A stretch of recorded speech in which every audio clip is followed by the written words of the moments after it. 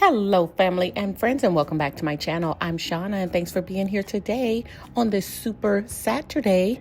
Maybe it's a snowy Saturday where you are. Today is the last Saturday in January 31st. Thank you, Lord, for seeing us through the month of January. Well, my friends, I just came on to give you your preview.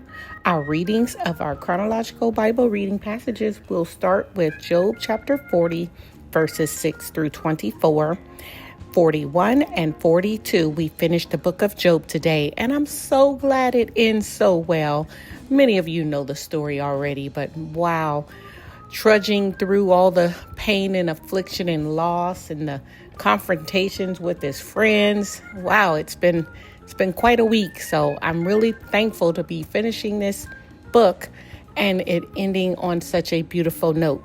With that said, Job chapter 40, verses 6 through 24, God is continuing his response to Job from the whirlwind, aiming to break down Job's pride and self-righteousness. God challenges Job's ability to govern the world. God highlights his own sovereignty by describing the immense, untamable power of Behemoth, a creature representing God's absolute power and creative strength. Moving on to chapter 41, God describes the Leviathan, an untamable, fire-breathing sea creature with impenetrable scales to illustrate his supreme power. By showing Job that he cannot control or withstand this creature, God highlights human helplessness and question how Job can challenge the Creator. The chapter emphasizes God's sovereignty, humbling Job to trust in divine wisdom over his own understanding. And our last chapter is Job 42. It concludes the book of Job with his repentance, the rebuke of his friends, and the restoration of his fortunes. After witnessing God's power, Job humbles himself. God commends Job for speaking truth, and he orders his friends to make sacrifices and restores Job to twice his former wealth, a new family, and a long life. In fact, after all this happened, he lived 140 years and saw his sons and his sons' sons 4 generations. And Job died an old man and full of days. I hope you enjoy our reading for today. I prepared a video for you, and if God allows, do come back tomorrow so we can read again. Be blessed. Bye. Job 40, verse 6. Then the Lord answered Job out of the whirlwind and said, "Dress for action like a man. I will question you, and you make it known to me. Will you even put me in the wrong? Will you condemn me that you may be in the right? Have you an arm like God? And can you thunder with a voice like this? Adorn yourself with majesty and dignity. Clothe yourself with glory and splendor. Pour out the overflowings of your anger, and look on everyone who is proud and obeys him. Look on everyone who is proud and bring him low, and tread down the wicked where they stand. Hide them all in the dust together. Bind their faces in the world below. Then will I also acknowledge to you that your own right hand can save you. Behold, Behemoth, which I made as I made you. He eats grass like an ox. Behold, his strength is his loins, and his power in the muscle of his belly. He makes his tail stiff like a cedar. The sinews of his thighs are knit together. His bronze are tubes of bronze. His limbs are like bars of iron. He is the first of the works of God. Let him who made him bring near his sword. For the mountains yield food for him, where all the wild beasts play. Under the lotus plants he lies, in the shelter of the reeds and in the marsh. For his shade, the lotus trees cover him. The willows of the brook surround him. Behold, if the river is turbulent, he is not frightened. He is confident, though Jordan rushes against his mouth. Can one take him by the ears or pierce his nose with a snare? Job 41. Can you draw out Leviathan with a fishhook or press down his tongue with a cord? Can you put a rope in his nose or pierce his jaw with a hook? Will he make many pleas to you? Will he speak to you soft words? Will he make a covenant with you to take him for your servant forever? Will you play with him as with a bird? Or will you put him on a leash for your girls? Will traders bargain over him? Will they divide him up among the merchants? Can you fill his skin with harpoons, or his head with fishing spears? Lay your hands on him. Remember the battle. You will not do it again. Behold, the hope of man is false. He is laid low even at the sight of him. No one is so fierce that he dares to stir him up. Who then is he who can stand before me?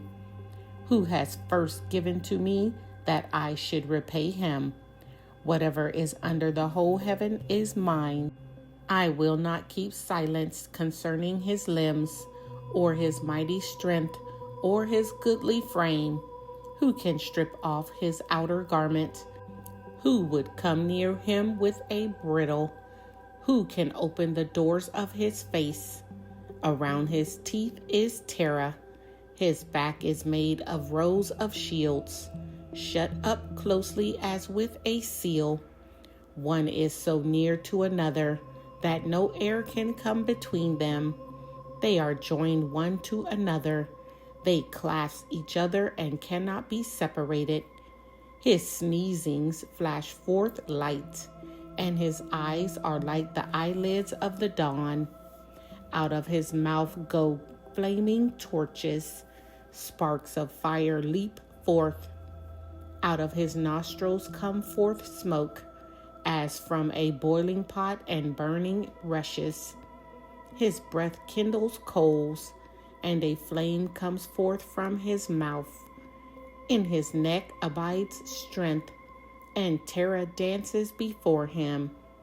The folds of his flesh stick together, firmly cast on him and unmovable. His heart is hard as a stone, hard as the lower millstone. When he raises himself up, the mighty are afraid. At the crashing, they are beside themselves. Though the sword reaches him, it does not avail, nor the spear, the dart, or the javelin. He counts iron as straw, and bronze as rotted wood. The arrow cannot make him flee. For him, sling stones are turned to stubble. Clubs are counted as stubble. He laughs at the rattle of javelins. His underparts are like sharp potsherds. He spreads himself like a threshing sledge on the mire. He makes the deep boil like a pot. He makes the sea like a pot of ointment. Behind him he leaves a shining wake. One would think the deep to be white-haired. On earth there is not his like. A creature without fear. He sees everything that is on high. He is king over all the sons of pride. Job 42. Job's confession and repentance.